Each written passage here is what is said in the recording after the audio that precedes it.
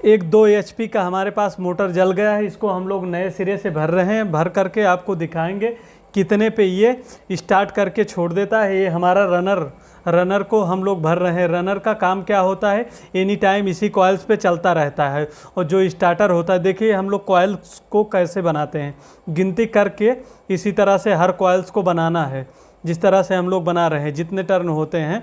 देखिए ये हमारा रनर जो है पूरी तरह से कंप्लीट हो गया है। चार चार का स्पेयर लिए हैं इसका हम लोग, चार चार कॉइल्स को एक बार में लिए हैं। देखिए पूरी तरह से भर करके